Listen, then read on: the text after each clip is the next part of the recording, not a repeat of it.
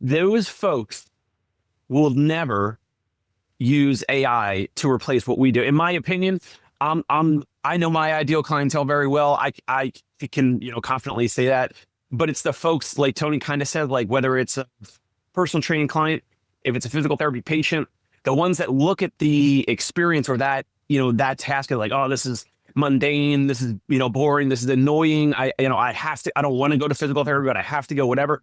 I agree, Tony. Those folks will try to find the Sword Health, the Hinge Health, the AI, physical therapy, robot, whatever experience. And those folks might gravitate to that. Guys, I want to start with the post I saw from John Russin. Russin, is that how you say his name? Yep. I remember him. Yep, there it is. AI will never replace personal trainers. It's just silly. You're just silly to think so. And then, you look at the comments below. I mean, it's probably 50-50. To me, I can't even understand. I can't comprehend what world somebody lives in. Not calling him out. I think he's probably a great trainer. I've followed him for years. He's got great stuff. Dave and I disagree on this topic also.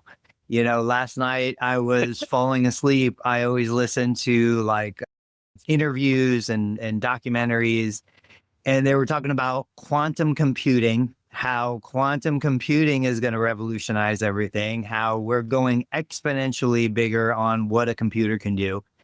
And so to think that like a human can ever keep up with a computer, it's like, there's just no world that it's possible. And even the stuff we used to think like intelligence was irreplaceable. Now we know that that's the easiest thing to replace. The smartest people are the easiest people to replace. So then I think Dave's going to say, well, you can't replace a plumber. I think you can. I think there are robots, and once computers are building robots to replace the physical task. Like we have massage robots already that do a better job than humans. We have so many robots specialized for things that humans can never do, crawl through pipes and get underground and do all these things. Every single thing is going to be replaced. Dave, where am I going wrong? I have so many places to start. Let's start with your most recent trip to the East Coast, to Hilton Head. Why didn't you just put on Oculus goggles? Why didn't you and your family just put on the Oculus and stay in Ohio? And that would have been your vacation. You would have saved the time, the travel, the rental of the house you guys all were in. You could have done digital fishing. You showed us a picture of a fish that was half eaten by a shark, and you posted that online. I don't understand why you didn't just stay in Ohio, and you could have shared your digital vacation to Hilton Head. But instead, you actually flew or drove and rented a huge house and had all the Maritatos gather. And the answer is, I'll cut you off because I want to answer my question, which is because of the in-person experience. The in-person experience cannot be taken by a digital experience. That's why people still fly to have experiences, go travel to Europe, travel all over the world. I think whether it's travel, whether it's physical therapy, personal training, some of the, health and wellness, health experiences, healthcare experiences, that's my bias. What do you think? What do you think, Tony? What do you got? I'm going to say today you are correct. Tomorrow, I don't think you're going to be correct. And Jimmy, I imagine you saw Star Trek. I imagine you're a Trekkie. Like there was a holodeck that you could be on the spaceship and it was imperceptible of reality. There are tools, there are devices, there are ways that, even right now, I mean, there's like virtual fishing and all this stuff where you could actually feel the fish. You could get the same dopamine hit. You get the variable response. You don't know when the fish is going to strike. You don't know what kind of fish it's going to be. And it can all be simulated. I do think we're going to be in that world. Maybe not in our lifetime, but I do think that world is coming. And it's scary. And I don't want to, I don't know how we're going to adapt to that world. Yeah. So today, yes, I have to get in a car and drive 12 hours or take a plane or do whatever to have the physical experience. And I would say that there's a difference between we're doing this for recreation, we're doing this for enjoyment, we're doing this because we want the experience. I take my wife out to dinner. I want a 60-minute, 90-minute dinner experience. I'm driving down the road to an appointment. I need to get some food in my belly. I just want a quick fix for the hunger pang. That's it. These are very different things. And so I think there's a world for both. Jimmy, what are you thinking?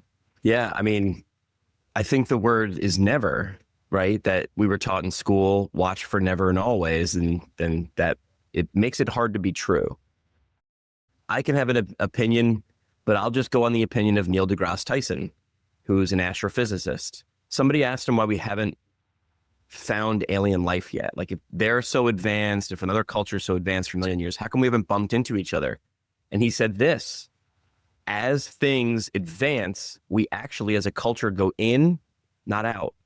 What he's saying is what Dave just described, putting on a haptic suit and goggles and earphones to do an experience, is pretty good right now. It's better than it was 25 years ago. It's light years better than 100 years ago. But 15 years from now, if we're increasing exponentially, I don't even know if I can wrap my head around that. That's the thing. So what he means by going in is if we can have experiences. I mean, do you remember the movie Ready Player One? Do you guys remember that one?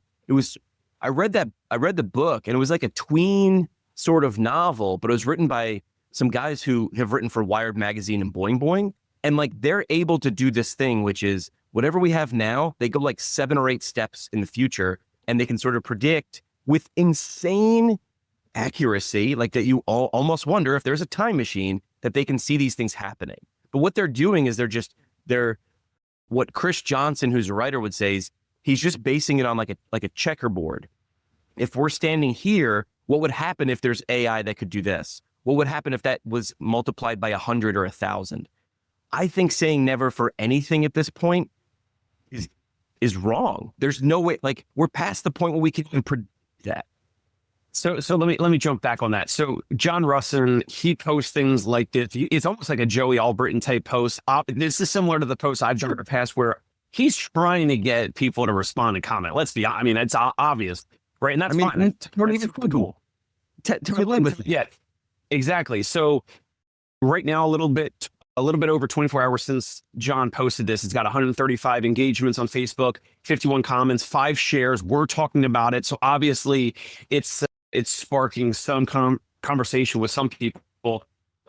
I mean, he chose these words on purpose. I mean, I'll say this. I think physical therapists, in terms of like someone overcoming an ache or a pain or an injury or a nerve pain or coming out of total knee replacement surgeries, the folks that Tony's treating, I think those and us physical therapists are even safer from AI compared to personal trainers, because there's already so much, like, since COVID, of like, all right, you just put on like a YouTube video and then like you can work out, or you could have a personal trainer that is just remote only, and they do like a remote programming, they build your program, and you just speak with them over chat or email, or maybe you have like one monthly FaceTime video call, but otherwise like you have the accountability of yourself and like this digital program to work out.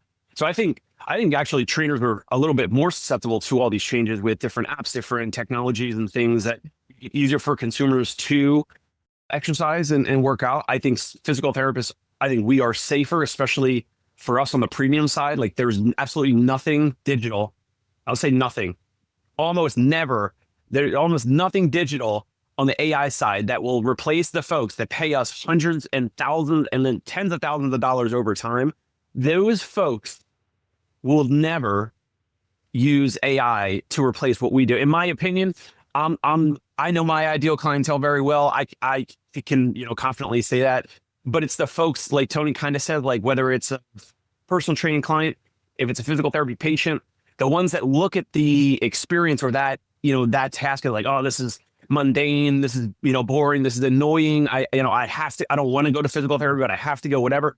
I agree, Tony. Those folks will try to find the Sword Health, the Hinge Health, the AI, physical therapy, robot, whatever experience. And those folks might gravitate to that. But just to reiterate, like, John Russ knows what he's doing. He's trying to get engagements. He knows it's going to be like polarizing. He knows it's like you got to jump on one side of the fence or the other. Yeah, I think it's a good question to ask. Like, but let me ask you this: if I were dropped from Mars tomorrow, what's the difference between a really, really, really great personal trainer and a shitty physical therapist? A license. Yeah, not much. Like the really, really great personal trainer is better than the shitty physical therapist. The only difference is a license. So you guys are reading my mind. This was one of the topics I wanted to bring up. I shared a screenshot of a post from the Doctor of Physical Therapy Facebook group. It was a therapist who basically was saying they have a patient, the patient wasn't improving, they don't know what to do with this patient, the patient was willing to pay out of pocket. They said in the post specifically, patient's willing to self-pay. What do I do? And so far, I haven't looked at it this morning, but from yesterday, there were a handful of comments. None of them were like, just let them self-pay. Like, why would we not move to self-pay? A bunch of them were, discharge them to a personal trainer. I'm like, what the heck is the difference between what you would do as a physical therapist delivering therapeutic exercise and what a personal trainer would do? There were therapists who were like, I work for a hospital. I don't even know how we could self-pay or how they could self-pay. I don't like this. So my point in sharing the screenshot was like, I think you, us, anybody watching today, we forget, I was doing research on ChatGPT yesterday. There's like roughly 38,000 private practices estimated in the US right now. We forget like what a small slice of the profession we actually are, where we're willing to even consider that we could take a person beyond what insurance will pay for, that we could take a person from, injury to premorbid status to better than they were before the injury. We are in a bubble and we don't have perspective on the larger, 300,000 other therapists that are out there, because the vast majority of them are not thinking in the way we are. Now, to your point, and what I wanted to hear was, so I shared that post on my feed, somebody we all know and love, I say that kind of sarcastically, said something about it's our ethical obligation to discharge them either to another provider, a personal trainer, or do the personal training themselves. And I'm like, why are you making this distinction between I'm a physical therapist doing therapeutic exercise or I am a personal trainer doing personal training exercise? It makes no sense to me. Dave, what are you thinking? I mean, it's your ethical obligation to help that patient, client, consumer, however you're, terming them. It's your ethical obligation to help that individual, that human that you basically went to school for, learned about the anatomy, the physiology, got a license, passed the board, then got the license, all that. I think, it's our ethical obligation to help that individual. Now, if that individual says, well, that's too expensive, then you could say, okay, let's see what other options there are out there. But to just say you should be discharging them, that's your ethical obligation. That individual is just so far deep in the insurance model and the insurance mindset. It is what it is for that person. It makes sense. They don't know what they don't know, I think. Stockholm syndrome. Like, we've been beaten and held hostage by this insurance model for so long. We're now reiterating their propaganda for them, where we're like, no, we have to do this. And now it's coming out in ethics. Like, the call is coming from the inside of the house. Like, we are now going to be the reason for our own demise. Like, and this isn't the reason, like, don't get me wrong. This isn't why, like, responding to John Russin's post about never, like, this isn't me wishing that things are going to happen. This is me, like, almost like being the crazy guy with the sandwich board and unshaven and unkempt on the corner yelling, like, it's coming, pay attention. And we blissfully walk off the ledge like lemmings, which, by the way, lemmings don't follow each other off a cliff, which is so ironic. That was made up. Ostriches don't put their head in the sand. That's made up too. But when we say things enough, we start to believe them, like it'll never happen. And I don't know, man. Dan Vapney just commented, when we were talking about the experience, he's like, "Did you ever see Westworld? Did you guys ever see Westworld? Do you know what we're talking about?" No. So Westworld was an HBO show, and essentially it was a theme park set in the future. This is probably 5 to 10 years ago. And you went in as a human, and the whole place was like 10 times the size of Disney. It was the Wild West. But there were android robots walking around that were indistinguishable from humans. You could shoot them. You could do other things that humans like to do to other, humans. But it was fully immersive. And 10 years ago, this was really, really cute science fiction. I don't know if we're 2 or 3 steps away from that right now. And the word is exponential. I'm not even sure if I remember what that means. Like, it's so fast that you can't even comprehend fast. Like, we talk about hockey sticks and things like going, up and to the right. I am in complete amateur hour when it comes to like this. I'm a spectator, but even I'm looking at it going, holy shit. So I'd love to hear your the soft. Go ahead. Go ahead. No, go ahead, because I got a kind of different topic. I was just going to say the software version of this artificial intelligence, right? You type in stuff in ChatGPT, you give it prompts, it gives you something back. It can write up a blog post. It could give you an exercise routine. It can give you recipes. It can give you whatever in text form. That will continue to have exponential growth, improvements, all that. I still firmly believe when you're talking about the in-person world, Jimmy, I think we're so far away from whatever you're talking about with a Tony Maritato clone looking like a human, but it's not actually the original Tony Maritato, or, the Android version of one of our, humans, neighbors, friends out there. I think we're so far away from that. I think the software version of the AI, that'll continue to improve. That'll continue to impress us and make leaps and bounds. But in terms of the in-person, I mean, we're ordering food from Whole Foods. We're ordering food from BJ's. I mean, it's still humans dropping off we don't even have self-driving cars fully. We don't. How come we don't have self-driving cars picking up people from the airport all the time? 100% of the time, or dropping off food, or I don't want to go stand in the line at Walgreens. It's horrible to stand in line. It's like one of the things I despise most in the world is like standing in line at like a Walgreens or a Rite Aid or some pharmacy. And there's still humans behind the register. It's like we're not even close to that, guys. All of the registers? Because I check myself out most of the time, like slowly at first and then all at once. Slowly at first. So you can go to San Francisco and get into work. Self-checkout registers have been around for years, and they're slowly. How many years is slowly? How many years until they roll this out, until there's no clerks or, register workers? How many years? 5 or 10? We used to have tails. Very slow. We used to have tails. I'm right. That's why never is such a shitty word to use if you honestly believe that. Because we used to have tails. And if someone was like, we're not going to have tails because tails have gotten 50% smaller. Where are the tails going? I don't know. But this is within our lifetime, I believe.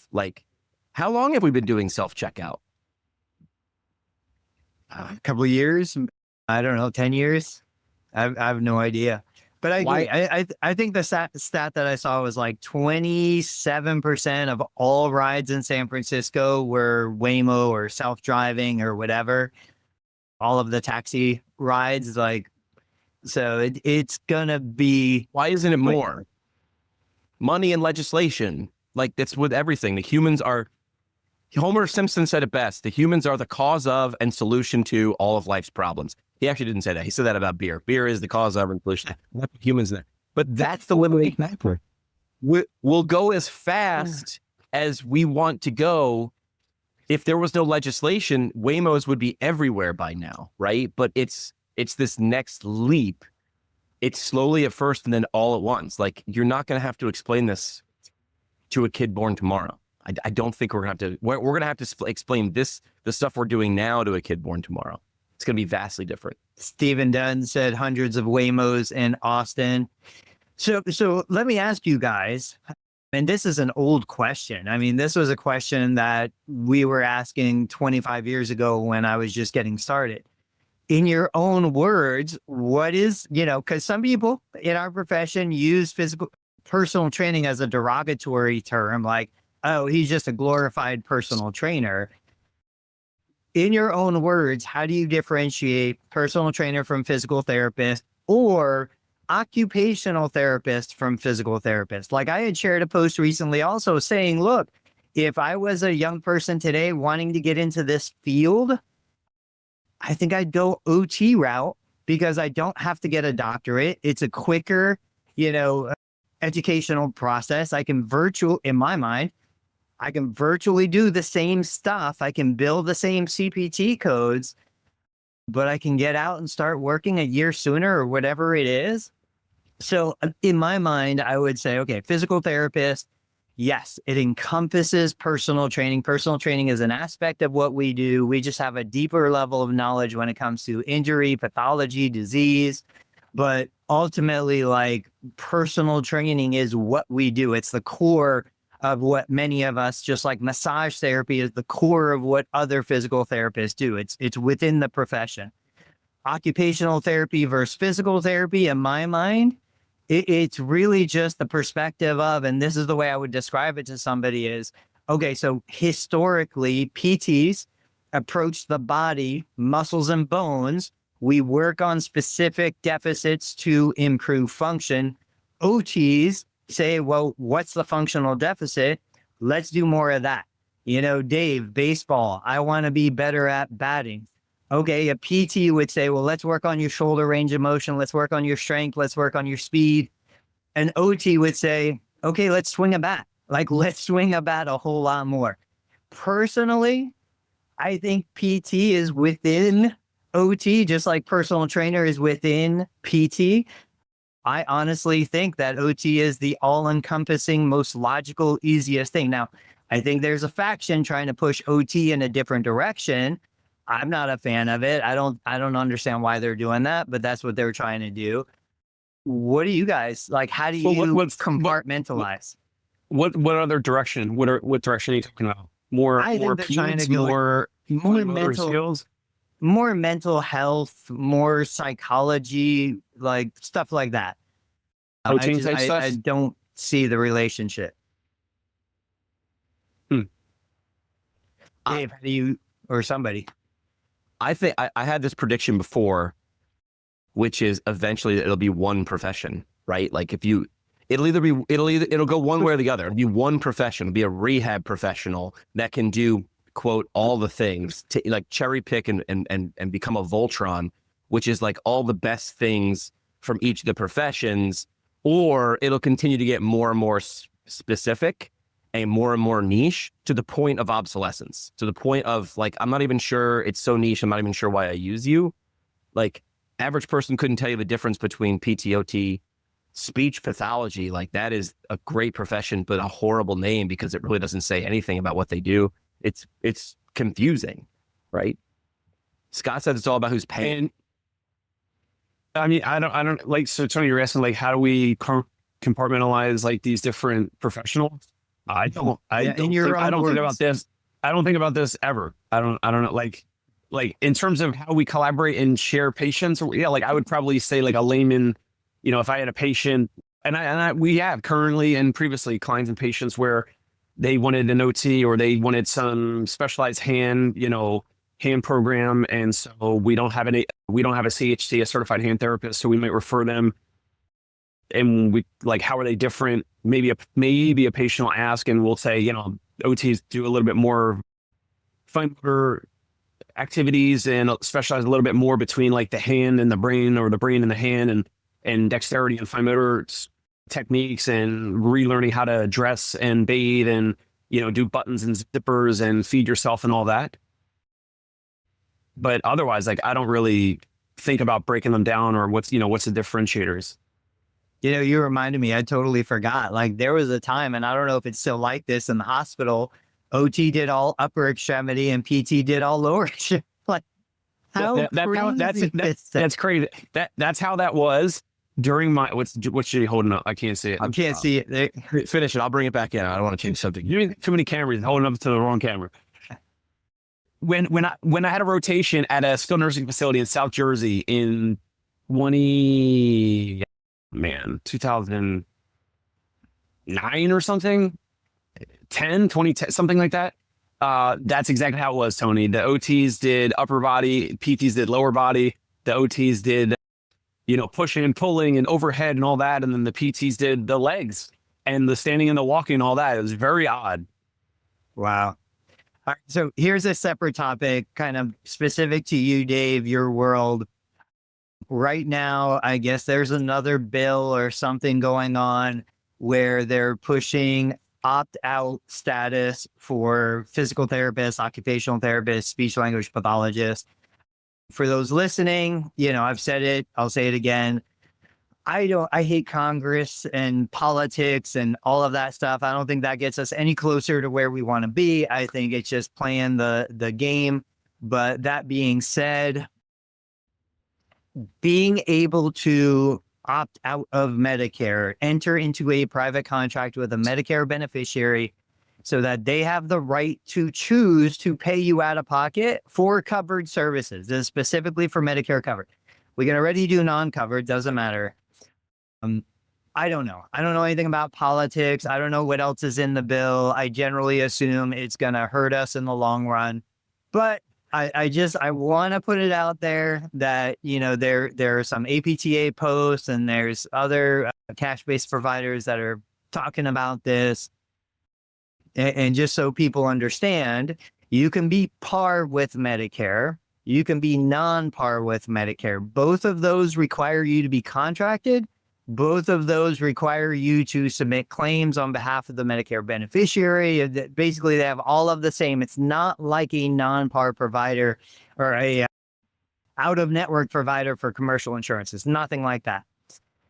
If you're not one of those two things, par, non-par, both of which are contracted with Medicare, you are unaffiliated, meaning you have no connection to Medicare, but you're still obligated to submit a claim. It's called the mandatory claim submission law. So if you're a physical therapist and you're doing what would be a covered service, you are required by law to submit a claim for that service. And if you're not in the Medicare system, they can't process the claim. So you are violating that mandatory claim submission law. The fourth designation is opt-out. There's a small list of providers who are eligible to opt out. PTOT SLP is not on that list currently.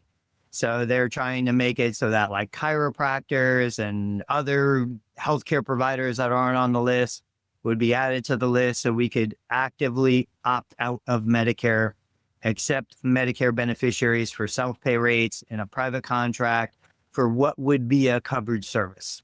I said I was going to share that. I want people to go out and find it, research it for yourself, make your own decision. But Dave, anything in the news or topics that you noticed or had been thinking about lately? Well, when you were talking about legislation, I thought you were talking about the other screenshot that you sent about, I guess it's New York State. Oh, yeah. The legislation around expanding New Yorkers' access to physical therapy. Yeah. And the state lawmaker said Tuesday that work continues to expand the scope of practice for a variety of state licensed medical professionals to address an ongoing staffing crisis.